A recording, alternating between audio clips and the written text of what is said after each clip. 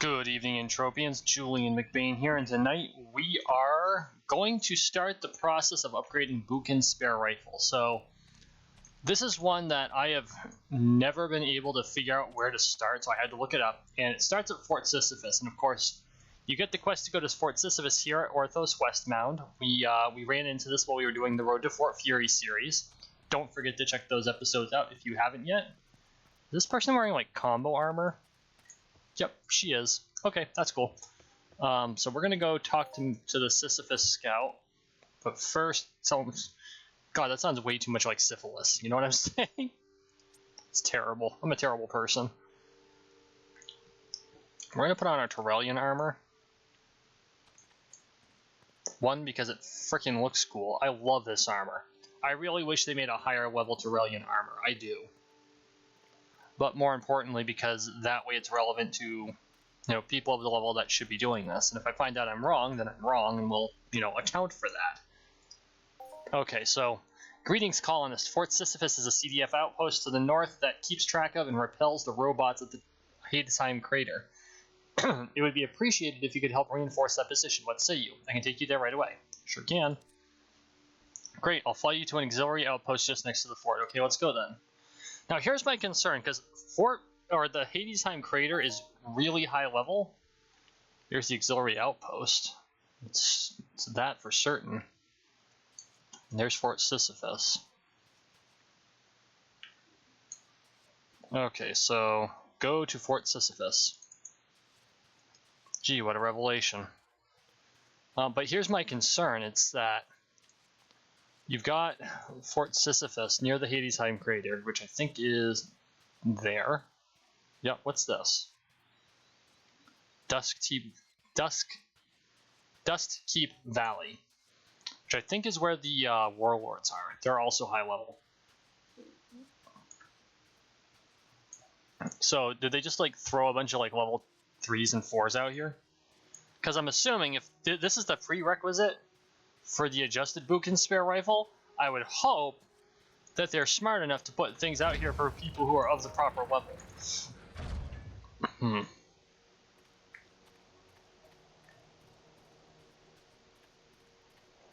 Okay, I'm here. Who do I talk to? Captain Atrida? Hey colonists, I am Captain Atrida, the CDF, the commanding the officer of the space, and you are? I'm Kenichi Kamadake. Good to see you here, Kenichi Kamadake. We can always use more personnel. If you're interested, I have a reconnaissance task for you. I'm up for it. Good, I'll give you 3 locations that I need you to scout and report back any robot activity. We're extremely close to Hadesheim crater, where a giant robot facility is located. We need to keep an eye on those cogheads so that they don't surround us by surprise. No worries, I'll have a look. Holding Fort Sisyphus number 1. This is the important one. Kenichi Kamadake, there are robot units that are uncomfortably close to the fort. You should destroy some of them, show that humans aren't harmless doormats. You'll be rewarded for doing this task, of course. I can destroy them. Good to hear. Scrap them, show those wire brains what you're made of. Keep in mind that you need to do most of the damage to an enemy for it to count as your kill. I sure will. Okay. So, we've got some waypoints, we've got some mobs to kill. Oh. So we're going to start with... I am going to... What the hell?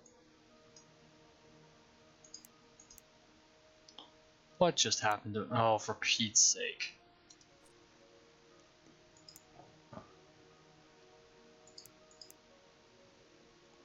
That was weird. Okay, we're gonna get rid of that. Okay, good. Okay, good. It didn't screw up my Merry Mayhem either. I would have been pissed.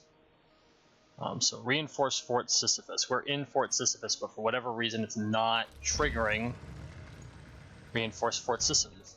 To go to Fort Sisyphus. I'm here, damn you. Do I need to... Oh, you know what? Do I need to, grab the teleporter? There we go. Still didn't count. Okay, whatevs. We'll do the actual quests.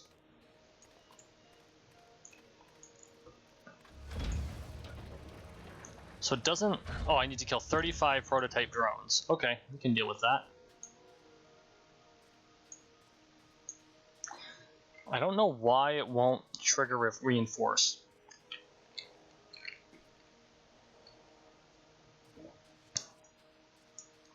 But it looks like the majority of the drones are also married to one of the locations.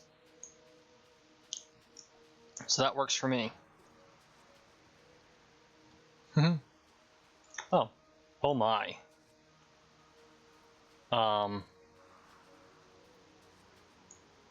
Those are not... Well, let's try them out.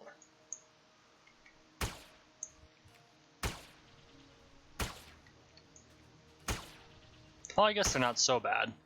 Now, of course, my evade's really high, so that's going to have an effect on it. But this isn't so bad. Definitely have your healing FAP on you, preferably the one from the Gauntlet. Serial Overdrive just released videos on Gauntlet Parts 1 and 2. I strongly encourage you to go check them out. But, you know, I'm in properly leveled armor. He's doing damage to me, but he misses a lot. I know I've got a high evade for these guys, but I think you should be able to do it. It might take some patience and some time, but it's not undoable. That was my first concern. I'm like, oh, it's level 7, but no, it's definitely designed to be a beginner. Level 3 prototype, okay. Oh, these bastards don't count. Okay, so those are the ones we want, the level 3 prototype drones. So what are these? Level 7 prototype defenders. We're gonna leave this person's kill alone. Do want to check out her armor though. Oh, she's not wearing any armor. She's in jumpsuit. Okay. There's more brown on that jumpsuit than yellow. I don't mean that in any rude way. That's just something I noticed. Okay, this is much more level appropriate.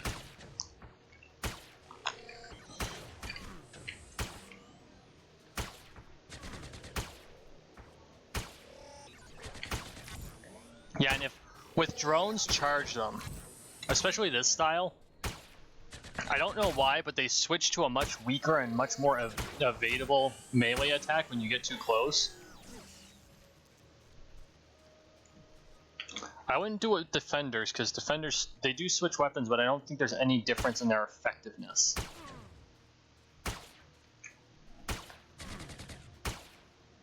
There we go.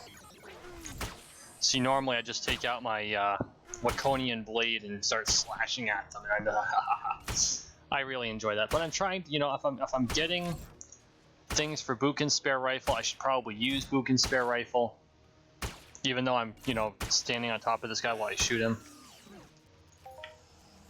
No, I guess we can take the next one from a distance, see how that goes. The one thing about missions like this is really how you build your early skills, right? And so it's okay if you die. You're building those evade points, you're building that hardiness, the HPs. Oh wow, open desert. So where is... There we go. I've been reading a lot of Dune, so of course this is all appropriate. The Tyrellian suit looks a little bit like what I would envision a still suit looking like. If you haven't read Dune yet, don't watch the movie. Don't watch the movie, read the book.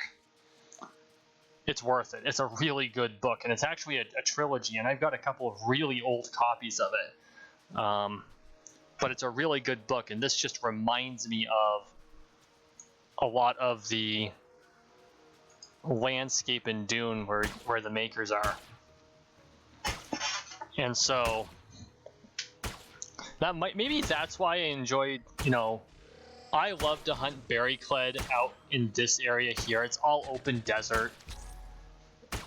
It's a lot of fun, at least in my opinion. It's a lot of fun. So I really do enjoy it. And they're level 3. You know, just like these guys. Good things to train on. You're probably going to die a few times, especially early on. Just be prepared for it. But if you go in there with like Pixie armor or Turelian armor and you have Bukin spare rifle, you make sure you only pull one at a time, because they do like to group together and they're a little more. Their movement patterns are a lot more like on Cyrene. They're a bit more erratic, but I mean they're raptors. They're giant lizard chicken, basically. And so just keep that in mind, you know, have that at the forefront of your brain. Okay, they tend to move around a little more randomly, they're a little more aggressive, so just account for that. And I made so many of my early skill points off of Berry Clip. I hunted them for months, and before taking the Iron Mission, which was the stupidest thing I could have done, right?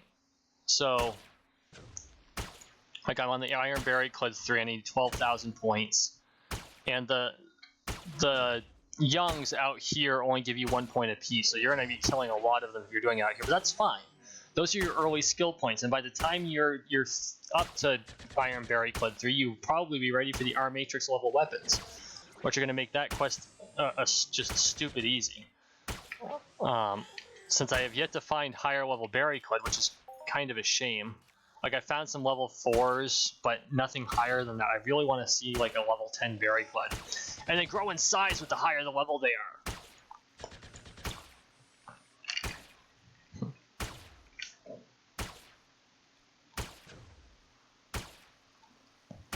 I need to make sure we're heading in this general direction.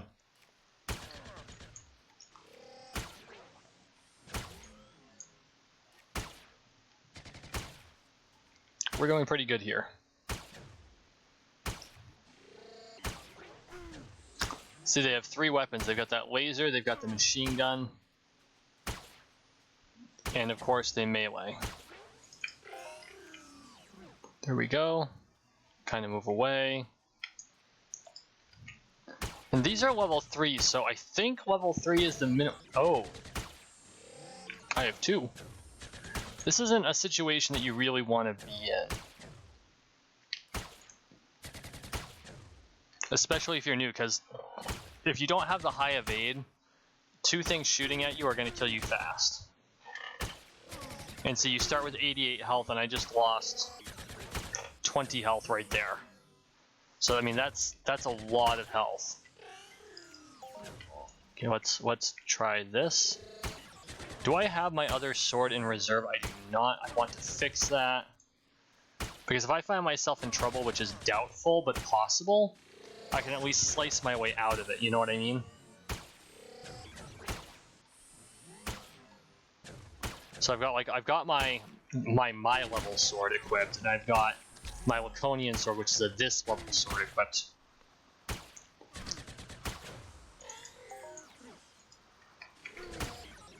Oh boy. Okay, that's it. I don't want to waste all this ped, but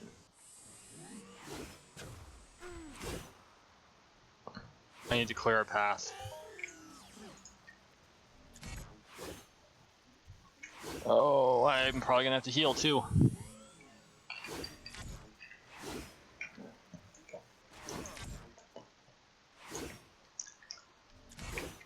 Yep. Stop moving!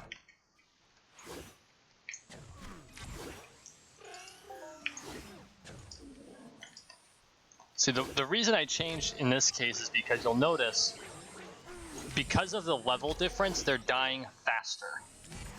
I have that much more speed with the sword. I miss a lot less, which doesn't help my skills any, but it allows me to cut through. And now I can cut out of the area, and oh, only the Gen 5s count. Are you kidding me? These are all Gen 6. That was a huge waste of ped. Well, I still got the skill, so it's not a huge waste of ped, but that's a bitch. Shit. Okay, that means that's a Gen 4. No, these are prototype Gen 4s. Oh, those are Drokas. Which means these guys are probably another part of that quest. Okay. So we know where that is, and that's up here. So what we're going to do is we're just going to kind of, you know what? We're going to do it this way. No, I don't want to place, I want to spawn. We're going to take our little hovercraft here. I know I should be using like a Jeep, but I don't have a Valkyrie, which is, I'm sure all of you have a Valkyrie. I didn't know you could repair them. So when mine blew up, I sold it. Oh, I know. No, I get it. I'm a moron. It's okay. But, yeah. Newbie mistakes. Don't sell your vehicles. Never sell your vehicles. Oh my god. Even if you're not sure they're repairable, verify. Biggest mistake I ever made in Entropia universe was selling my Valkyrie to the TT. Ugh. I mean, it's not a great vehicle. The Hoverpod is actually a better vehicle by comparison, if only because you can go over water with it. But with a Valkyrie, you can also carry a second person, where in a Hoverpod you can't. See, this is an area I'd love to hunt, and I'm not of the proper level yet.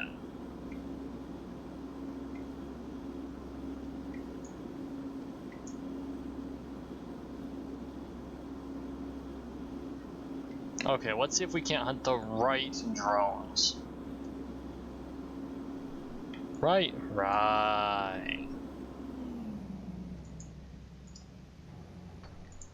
I'm such a moron.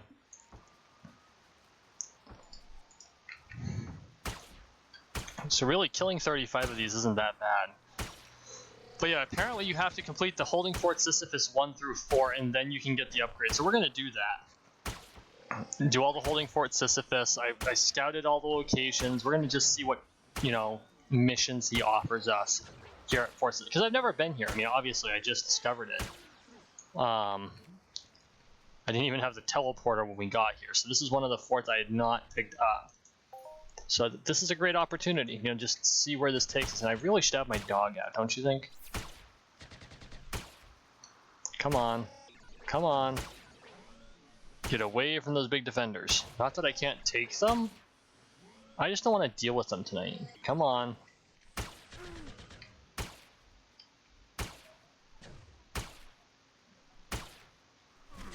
Get right up close and personal. Headshot. Headshot. Headshot. There we go. Yeah. This thing aims high.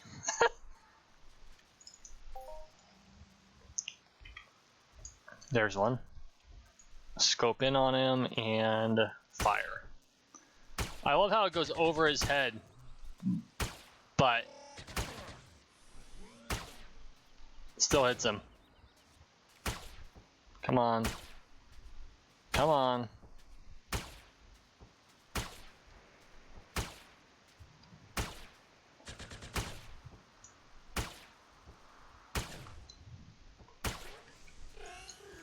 There we go. The loot they give isn't terrible either. I'm actually I'm really happy about that.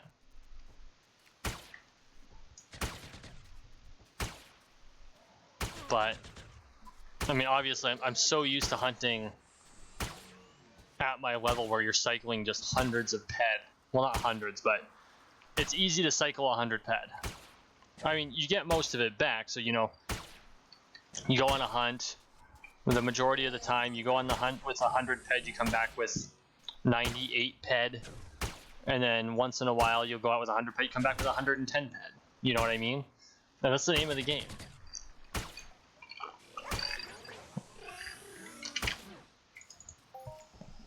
The benefit to hunting at this level is, yeah, your gains aren't necessarily huge, but if you have a bad hunt, you're out, what, 5 ped?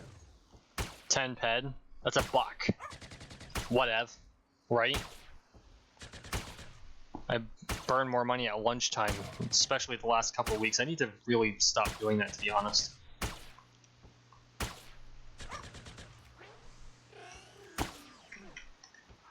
There we go.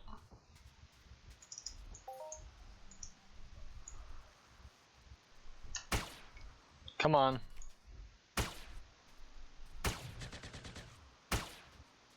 I'm really glad it doesn't oh, You actually fired in the direction of the defender, so you're shooting the defender now. Ugh.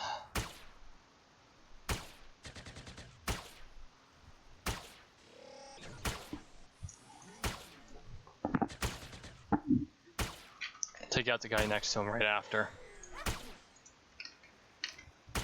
There we go. We'll just collect them both at the same time.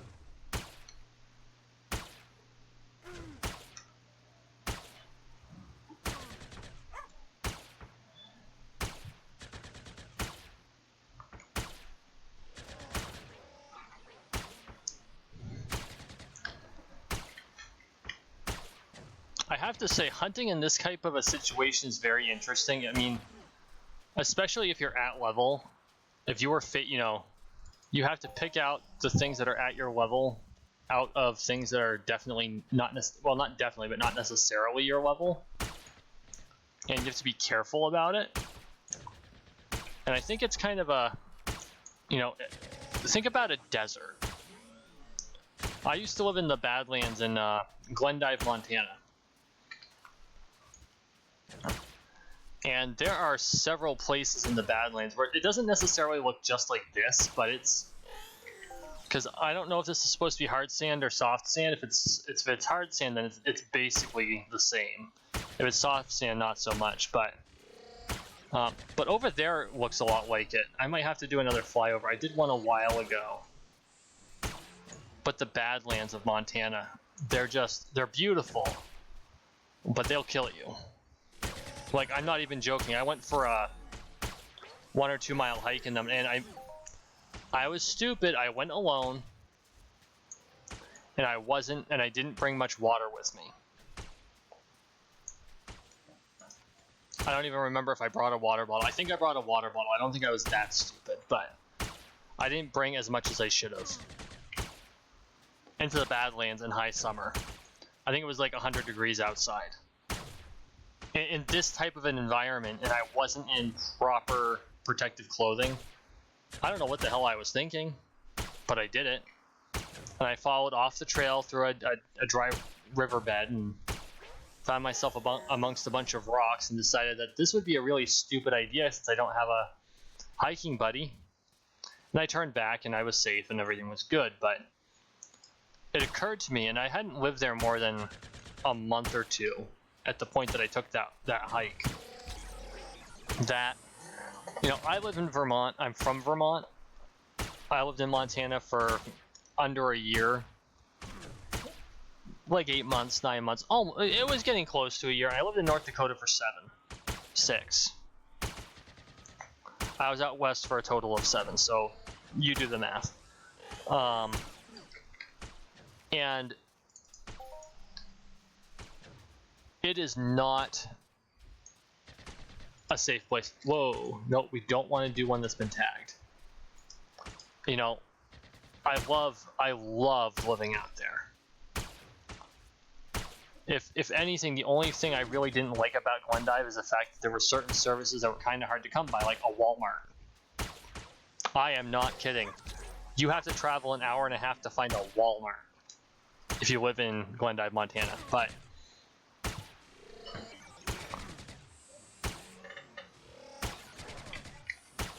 it is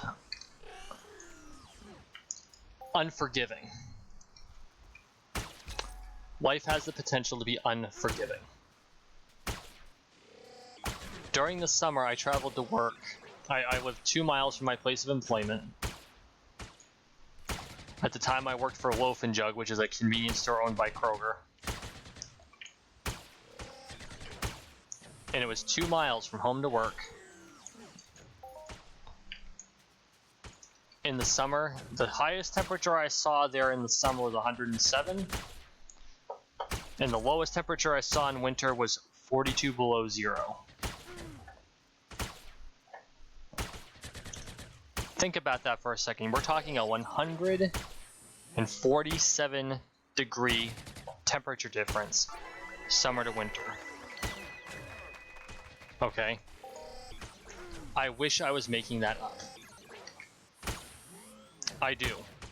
Because I went from, like, riding I rode a bicycle during the summer, but it's, you know, super dusty during the summer. The winds blow because there's nothing to block them.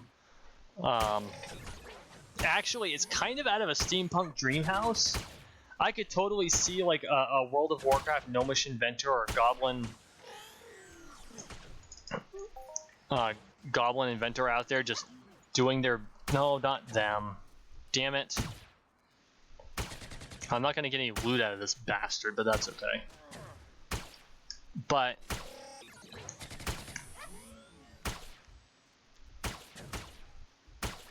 Oh, you counted. No. I got the kill, but not the loot. Ugh. There's one.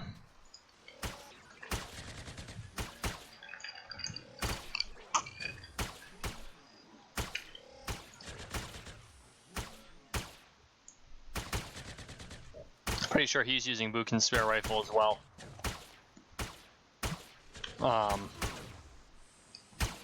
But anyway, it's totally unforgiving. You know, I dealt with dust. I actually bought a, or actually no, I got it as a gift. And they were a pair of steampunk goggles, but I used them very practically. They had sunglass lenses, and they were big enough to fit over my glasses. And I wore those to keep dust out of my eyes during the summer and to help keep me warm during the winter, which was kind of awkward walking in darkening glasses at 5 in the morning to work. But when it's 42 below zero out, you don't care. That was probably one of the roughest winters I've seen. Frequently the winds were over 50 miles per hour. The temperature, I think for 2 months the temperature didn't get above zero. There might have been an entire month where it didn't get above 20 below zero. I mean, it was a strong winter. And I learned a lot that winter about limitations and about just how strong I was. I strongly encourage people to spend a year in a place that is totally and utterly unforgiving. Just a year. Just so you can really find out what you're made of. And it might not be for you, and there's no shame in that. But at the same time, it might also teach you something about yourself. Living in North Dakota, and I'm probably boring you at this point, but sorry. Living in North Dakota for the time that I lived there, life is so much different than it is on the coast because distance between towns with regular services could be 3 hours. If you went on a trip during the winter, you plan to be stuck for 3 days, just in case, because it's happened. People have died walking from the edge of their driveway. Now, keep in mind, in North Dakota, driveways tend to be quite long, especially out in the farming areas. You know, quarter-mile, half-mile driveways. In fact, I once walked from a next-door neighbor's house. I was living on a small hobby farm for about a year. Little 80-acre place, and I know that Vermonters like 80 acres, and North Dakotans like 80 acres. Just 80-acre hobby farm that I was living on, and it had like the farm had a quarter-mile driveway, and the neighbor had, I can only assume it was a half-mile driveway. But going from one next-door neighbor to where I was living was a mile walk. The next-door neighbor. Road distance wasn't probably even a full quarter mile. But total distance, yeah. 2 really long, I mean, that's how things are out there. And but anyway, there are stories of people who, you know, they got stuck at the end of their driveway and they stepped out into the storm, and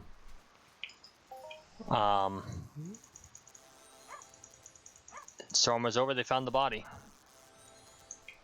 Most of the time halfway between home and there, because out there the wind is deadly.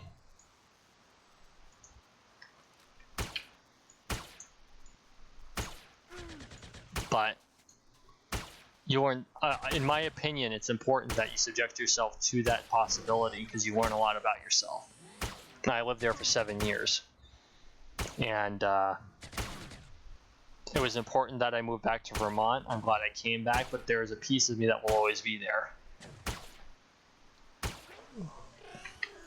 Needless to say, the cold doesn't bother me near as much anymore. I know how to dress for it. So, there it is. I'll stop rambling at you now.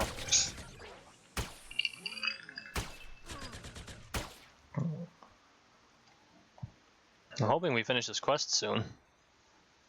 If the camera's going wild, I tabbed out for just a second. Okay, good.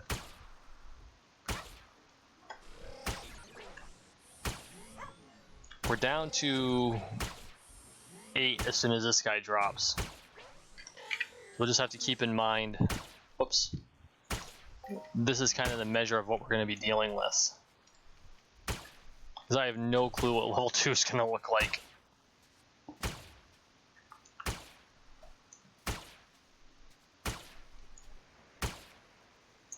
And you know, I guess you can wonder at why I decided that it was necessary to do this. I needed to do it anyway, and I figured, you know what, there are going to be plenty of people who completed the Bukin spare rifle quests, missions, whatever, I don't care. Either way. And there is an augmented one, and this is just showing you how to do it. And yeah, it's going to be a little bit easier for me because I put in the time to get my skills up, but all in all, I think this is very doable. It'll probably take you a bit longer than me, and that's okay. It should. This is how you grind your skills up. I've said it before and I'll say it again. I kind of wish MindArc would allow alts just so I could have an avatar in this game where I could go from beginning all the way up, and I would only play while I'm recording on that avatar, so you could see it. Just see the process that you go through day by day. And it doesn't mean I, do every single stinking day, but at least you get that feeling, you know what I mean? No, that was a crit. But I do strongly recommend, if you do these missions, at least get pixie armor, invest in your avatar, get the TT armor if nothing else. Get the TT armor if nothing else. It's going to cost you 20 pets, so that's $2 to buy the TT armor. All of the parts. I mean, that's not even a large, that's nothing. Right? So even if you're limited on ability to purchase, and that's fine, I get it. I really do. I've said it before and I'll say it again. And being non-depot has its place. And I fully support the people that do that. I mean, hell, my society leader's claim to fame is the fact that he's never deposited once in this game, and now he really doesn't have to. His deeds pay for his gameplay. But at the same time, I want to impress upon, newer players. Don't forget, MindArc still has to pay its developers to keep this game going. Right? And yes, there is a place for non-depot players, and the work they put in, I can't fault them for. If you decide you want to go to the sweat fields and grind it from the bottom up, you are more patient than I am. Seriously, like, I have all the respect in the world for you. But don't complain about having to deposit if you want to move quicker. Throw a $5 in once a month, or a $10. And for those of you who don't watch way too much BBC, a $5 bill or a $10 bill. I know in Britain it's pounds, but work with me here. Throw a $5 in once a month. It's not very much. It's 50 peds worth of ped. Or you can buy the universal ammo, which is the better way to go in my opinion. And play that way. At this level, shit, I'm pretty sure 5 ped could last you easily a week or two if you're properly cycling.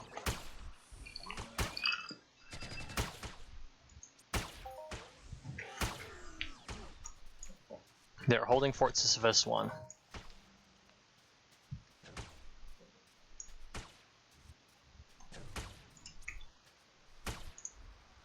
Spawn. Operate.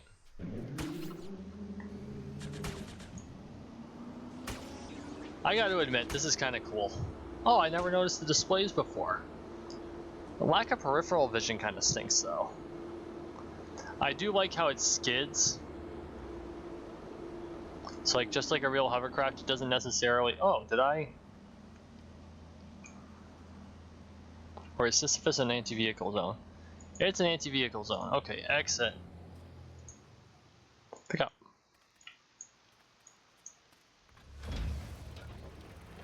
I'm pretty sure the doors are supposed to open and close because you can hear them, but they're not doing it.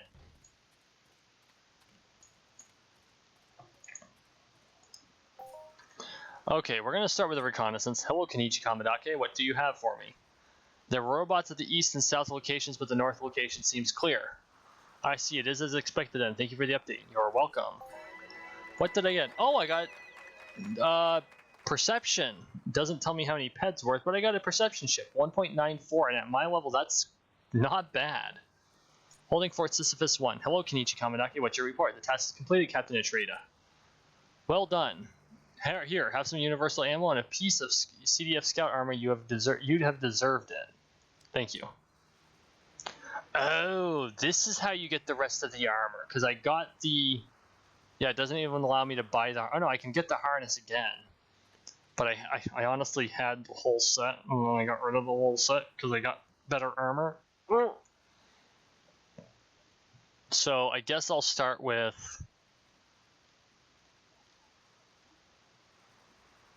face guard. Okay, so we are going to do this, but not tonight. We're going to take a break. When we come back, we are going to do Fort Sisyphus Part 2. The face guard in? Oh, there it is. Yep. There it is. Looks very similar to my Ghost one. A lot of the Calypso armor all looks very, very similar.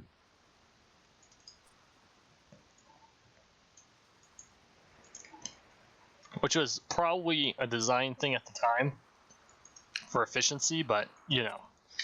Anyway, thank you for watching. Thank you for listening. Please like, share, and subscribe down below. Make sure you hit that bell icon so you know when and what I'm posting. I really appreciate all the support you guys have given me. I've been watching as the channel's grown, and I'm really, really happy with it. I really appreciate all of your support. You guys are awesome. Thank you so much, and I look forward to the next one. Have a wonderful night.